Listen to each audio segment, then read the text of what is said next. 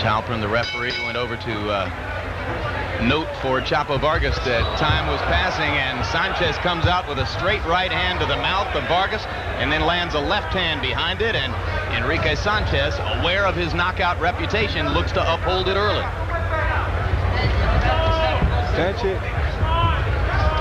Sanchez is very serious.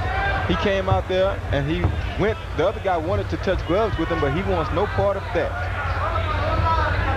Harold Letterman telling us from his microphone that it is not a requirement that they touch gloves, not a rule. Sanchez didn't have to observe that formality if he didn't want to.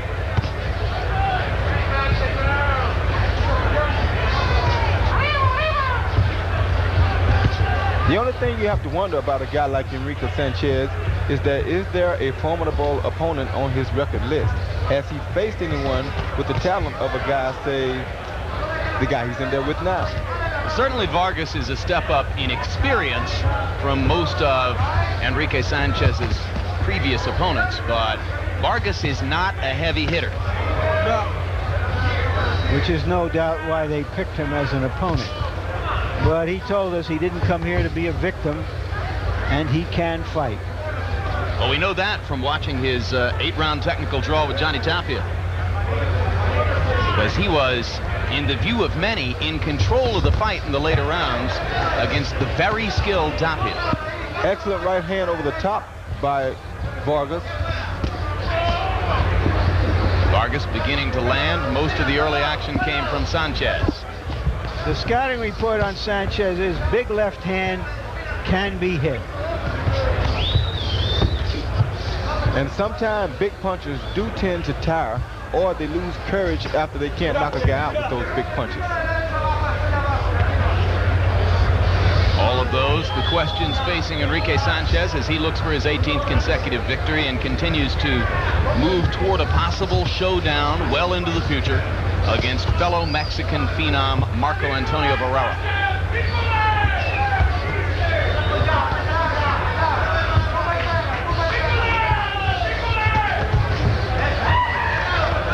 Vargas is one of the best basic boxers that you're ever going to see. He does the 1, 2, 3. He has perfect footwork, and everything that a basic boxer should do, he does very well. He moves to the left to fight a southpaw like he's supposed to do. He's well conditioned, or he wouldn't be able to maintain that footwork as he does. And there's a solid right hand by Ricardo Vargas, who has found the target in the last minute and a half of round 1 against Enrique Sanchez.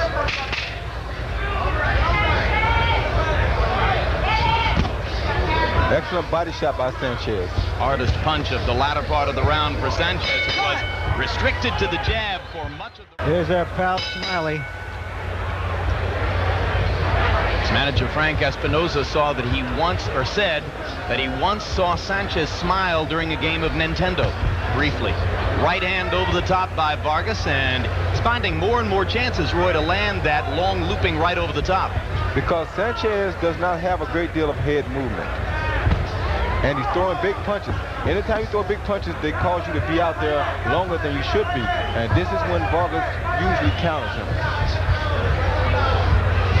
Vargas' plan, obviously, to go in and then move back out after doing damage. And there's a mouth under Sanchez's left eye from that right hand of Vargas.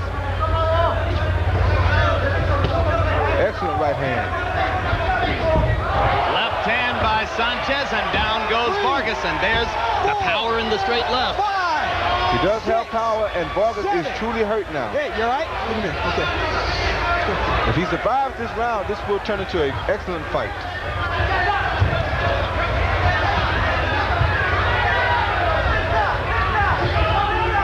Sanchez, being young, also has to make sure that he doesn't run into a big punch by Vargas here. Vargas on his bicycle comes back with that right hand over the top and lands it. And the swelling is starting to show under Sanchez's left eye. Sure is.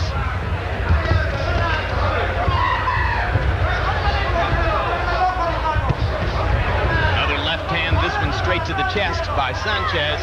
Vargas is going to have to find a way to stay away from Enrique Sanchez's powerful straight left hands.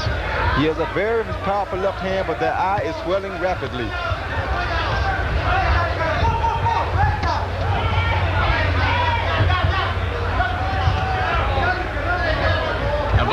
moving both ways, Roy. Which way is best to neutralize the left? To his left is the best way because he moves away from Sanchez's power. But what he's doing is he's moving left and right because he doesn't want Sanchez to set up and throw any punch, because both of Sanchez's hands probably are very powerful. So this is heady defensive work by Vargas after he had been dropped earlier in the round. This is veteran work by Vargas. Another solid left hand in the middle of that exchange by Enrique Sanchez. This time Vargas stays up on his toes. And the reason Vargas gets hit while he's punching is because he stays straight up to throw 3 punches, just like he did right then. Once he starts to punch, he stands still with his head straight up in the air. Watch those heads, man. Watch those heads.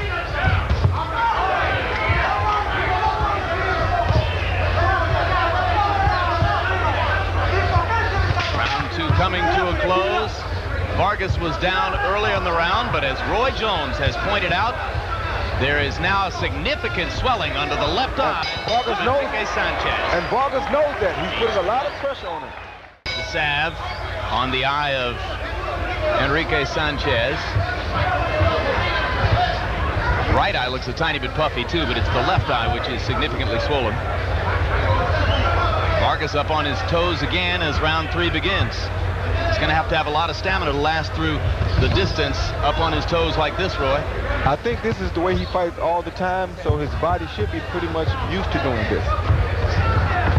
The thing is, though, he's also making Sanchez work harder than what Sanchez is probably used to. Stat numbers showing that Vargas landed more than half of his power shots in the first 2 rounds. Obviously, most of those, the right hand over the top, which has been finding the target.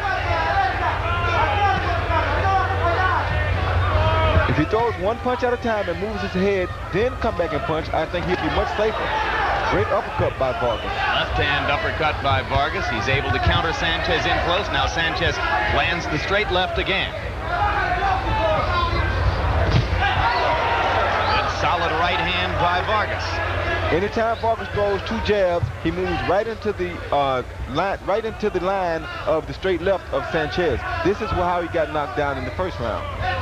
Yeah, because he kind of left the right hand dangling out there, too.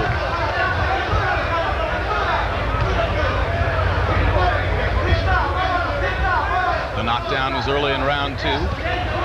Midway through the 3rd now.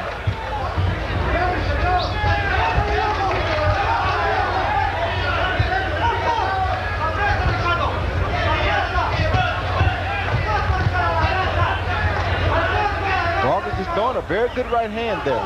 And forcing Sanchez to think defensively and to opt for more head movement. And as Sanchez does all this, his punch output is dropping. And he doesn't get to concentrate on the power shots like he wants to. So another fine piece of technicianship from Ricardo Vargas, who gave Johnny Tapia all he could handle here in Vegas a year ago and is doing the same right now with Enrique Sanchez.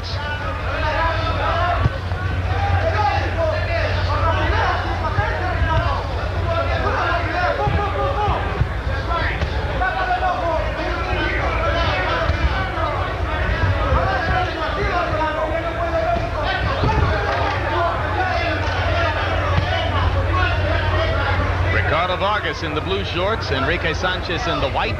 Vargas lost his most recent fight to a southpaw named Rudy Bradley and said he learned enough from that experience to be well prepared to go against a southpaw this time around. And you can tell by the way that he's moving that he did learn a lot from whoever he fought.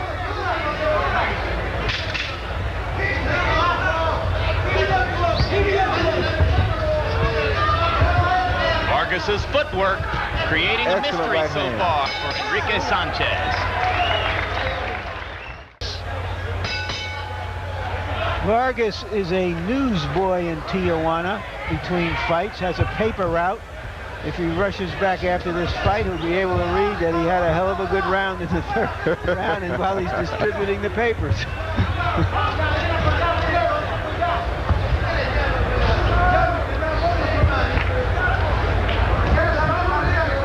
Told you before the fight that Sanchez is the power puncher, but through the first 3 rounds, Vargas has landed almost the same number of power shots, and more than half of those he's attempted. It looks like Sanchez has bad intentions on his mind for this round.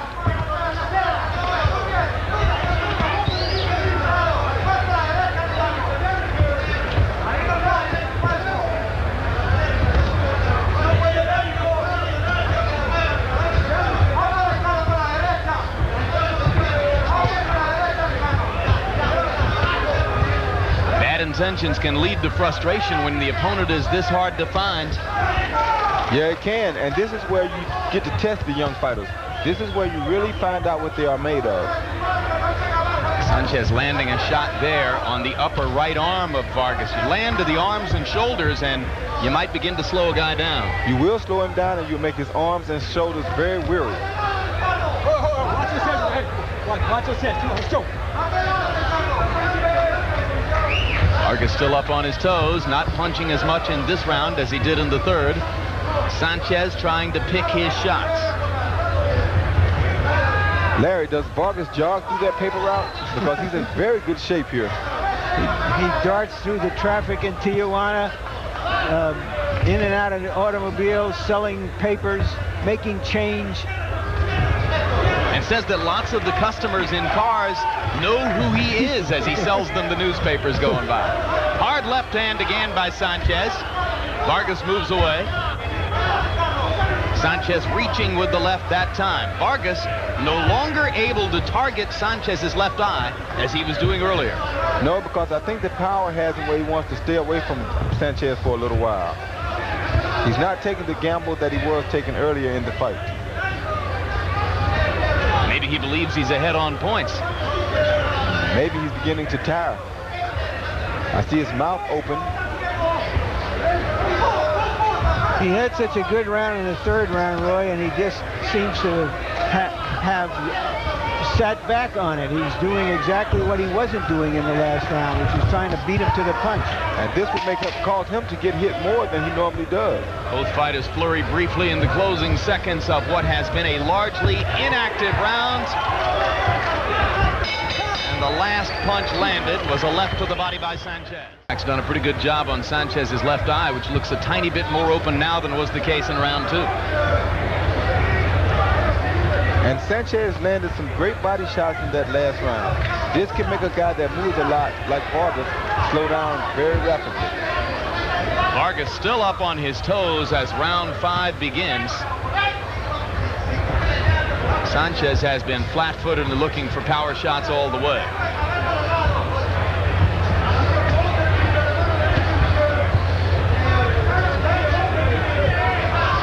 Right now, Vargas is fighting a fight that looks like he's trying to survive rather than win. Two hard left hands landed by Sanchez there, and Vargas is slowing down just a little bit. The body shots will do that to you.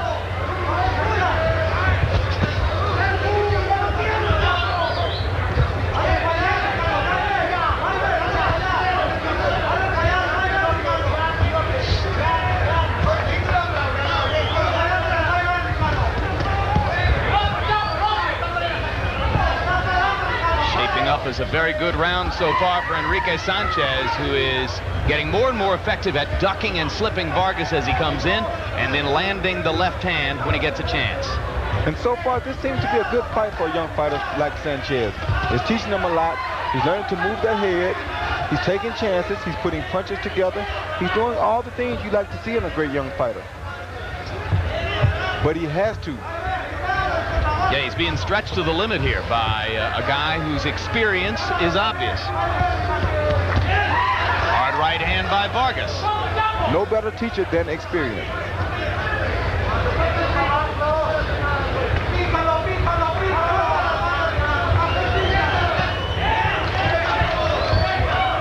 Vargas turning the tide just a little bit now in round 5.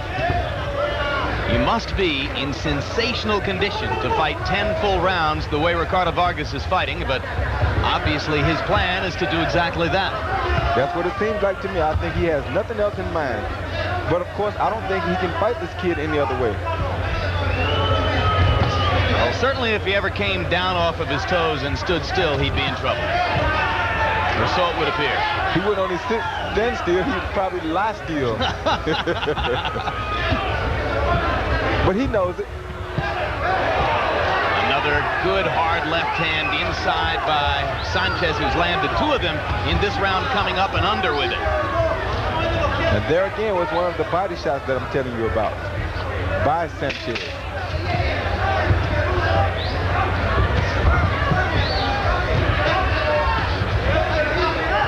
Round 5 coming to a close. One of the better rounds of the fight so far for the man in white.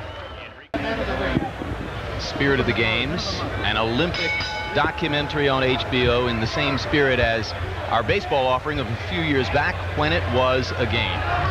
After half of this fight, Jim, I get the feeling I've seen it. It ain't going to be any different. Well, the big question is, could Sanchez find a way to pull out a knockout, which is the best way to preserve his reputation as a rising superstar, although there'd be no embarrassment from a decision in this fight against a veteran like Vargas. And Vargas has a mouth developed under his right eye now, so they kind of match a little. Matching mice, huh?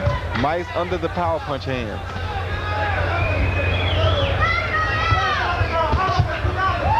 Vargas going to the body. A great body shot by Vargas. A great answer to the body by Sanchez.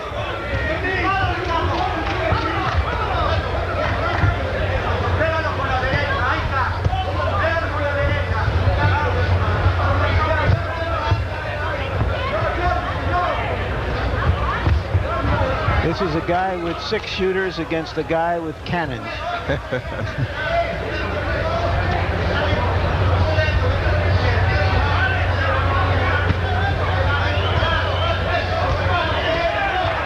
Vargas landing the right again. Sanchez with that perpetually dour expression comes back. Trying to land a solid left-hand shot, and there it was.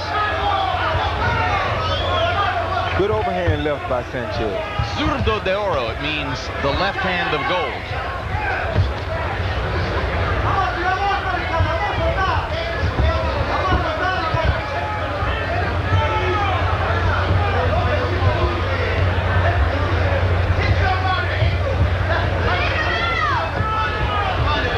Saw that Olympic footage between rounds, including the shot of Muhammad Ali, then Cassius Marcellus Clay at Rome in 1960, where he won the light heavyweight gold medal. The Mexican Olympic Committee had hoped that Enrique Sanchez would remain an amateur long enough to represent them in Barcelona, but in 1990 he determined that his family needed money and he was going to turn professional.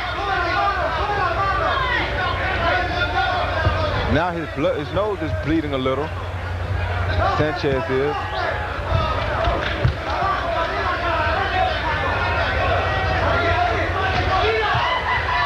Uppercut attempted by Vargas from pretty long range, and Sanchez came back with a left and a right. Vargas seems to be a little bit more willing to gamble here.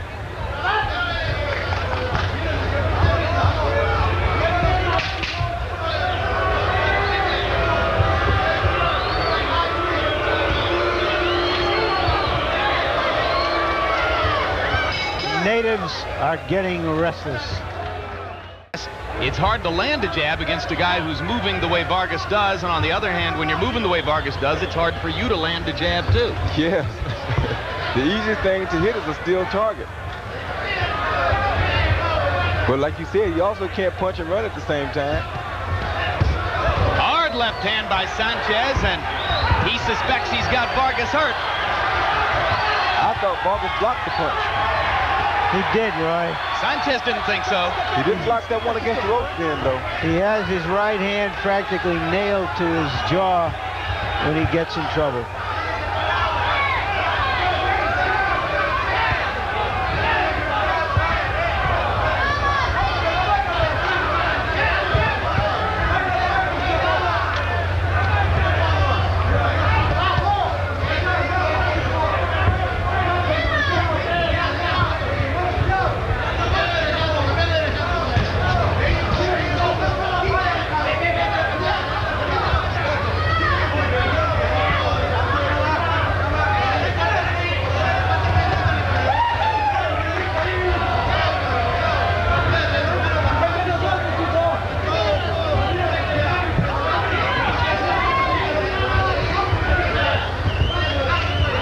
Reminds me of another fighter who they used to refer to as Chapo by the name of Edwin Rosario. His foot movement is much like Rosario's. Just doesn't have the right hand power that Rosario had. No, he doesn't have that. Chapo in Spanish means little guy. That's the colloquial interpretation.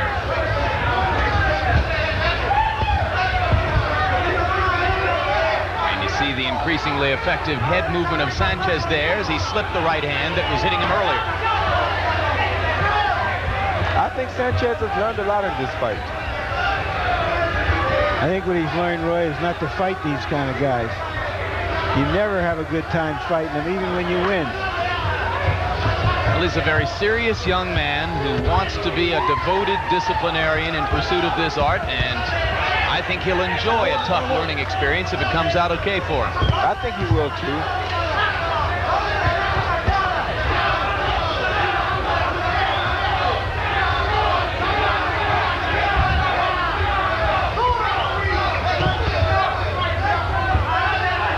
Vargas is finally down on flat feet. He's lost all that bounce as the 7th round comes toward a close. Sanchez is landing more and more of those lefts, isn't he, Roy? Yeah, he is, because Vargas is starting to slow a little. 2 great body shots by Vargas. Vargas said he wouldn't be a victim, and he hasn't been, but he hasn't been a victor either. He wants to... Oh, there's a right hand shot. Best punch of the night for Vargas. But then he takes out heading north again. There's a good right hand. Sanchez awakened by Vargas's right hand over the top.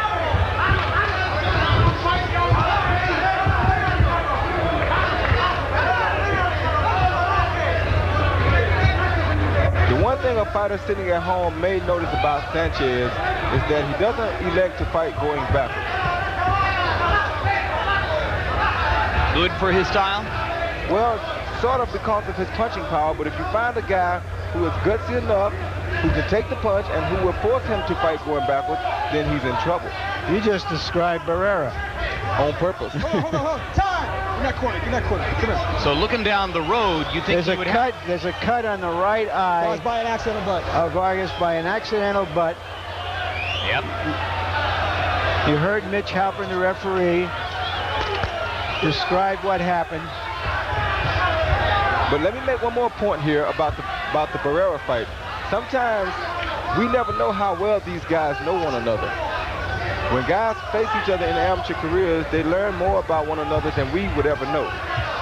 So it still would be a very interesting fight to see. That's part of the big mystery surrounding a possible Lennox-Lewis-Riddick-Bowe fight. What would be the effect of Lewis's knockout victory over Bowe in Seoul on the professional fight if it ever took place? And we told you, Sanchez beat Barrera in Barrera's last amateur fight and knocked him down in the fight.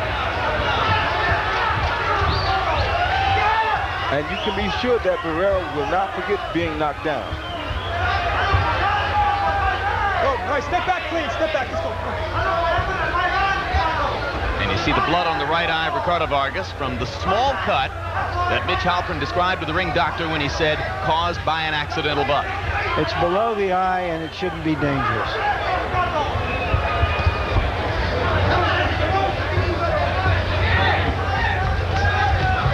Watch those heads. Go, break. Gentlemen, watch those heads. Come on.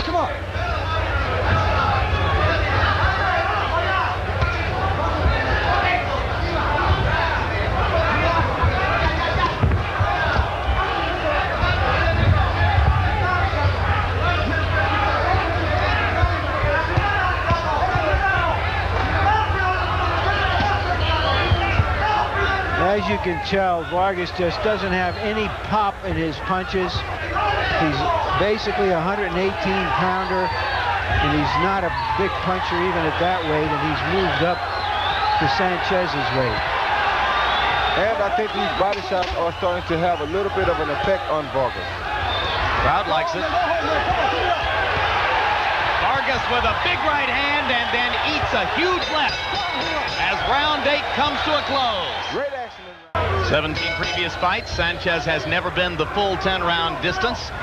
His 2 route-going performances against Jose Rangel were at 4 and 6 rounds. So this promises to be at least the lengthiest test of Enrique Sanchez's career.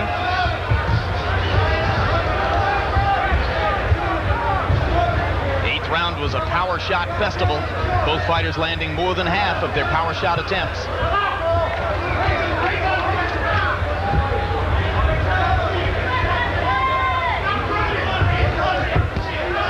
body shot by Enrique Sanchez.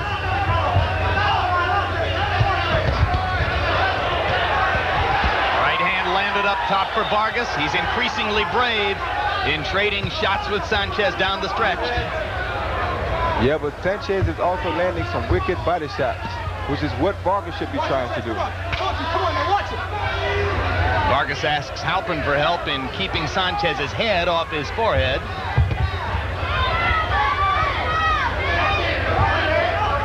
Great defense by Vargas.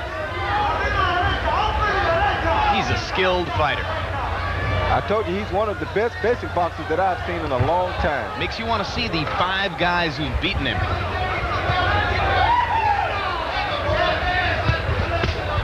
Oh, another lovely body shot by Enrique Sanchez. Part of the difference in the bout, Sanchez's willingness to go to the body and the ability to land there.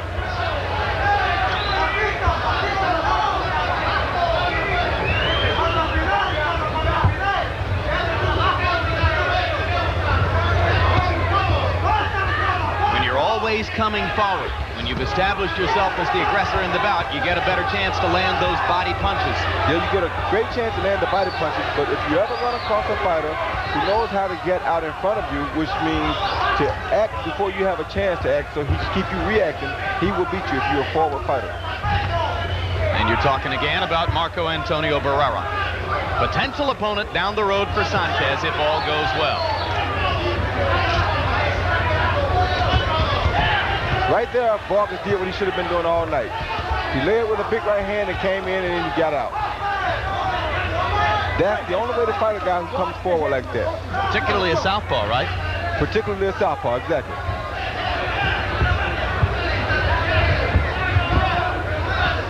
See there? Anytime he starts first, he can hit him. But he has to get out of there after he starts.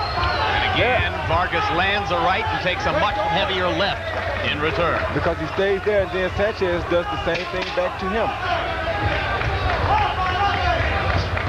There. That's what it takes. But don't stay there with a big puncher like Sanchez.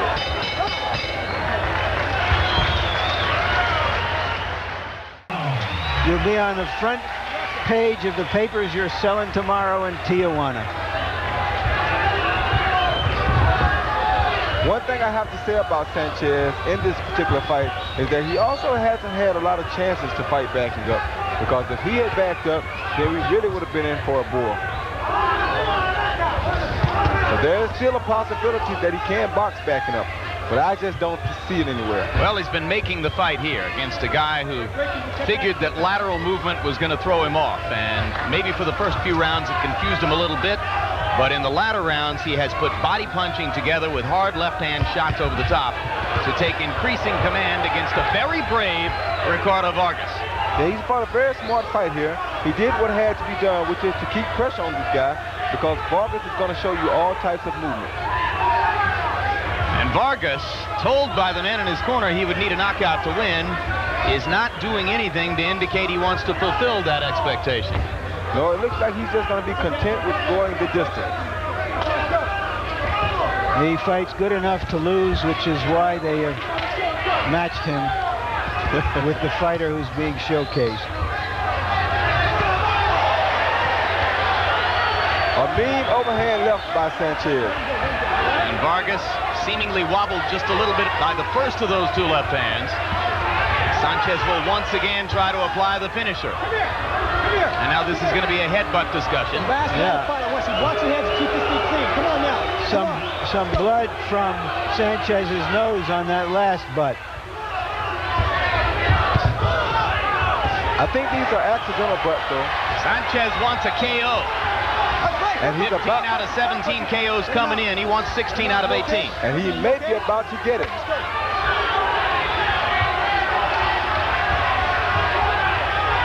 That's the drama here as the bout draws to a close.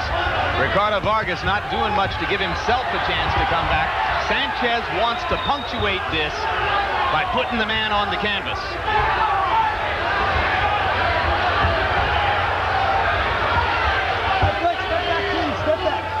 Get back, let him out. Probably won't do it by loading up shots like that. Now he'll have to put combinations on Vargas still. Vargas, as we said, is a veteran. He knows how to survive.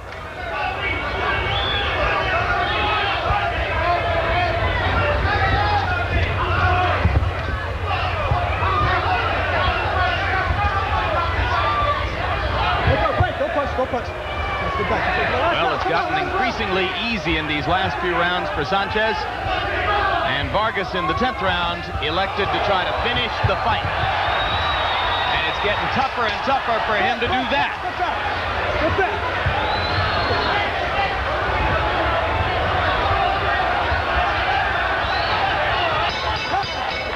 And he made it. And we'll see if the judges are in accord with Harold Letterman on what would appear to have been an obvious, easy decision victory for Enrique Sanchez. It would bring his record to 18 and zip.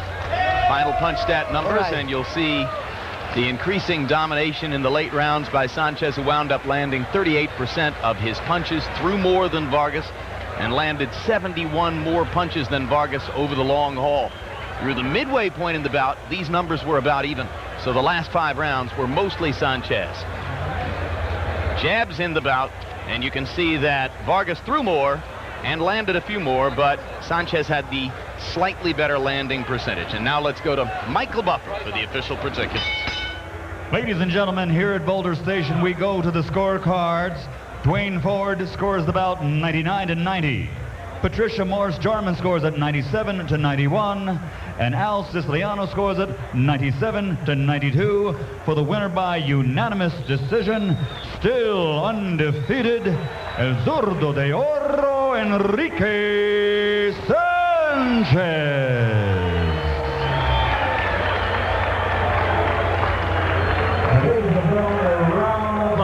For one very game young fighter here. So there it is, unanimous decision for Sanchez. He stays on track for continued ascendancy in the 122-pound weight class.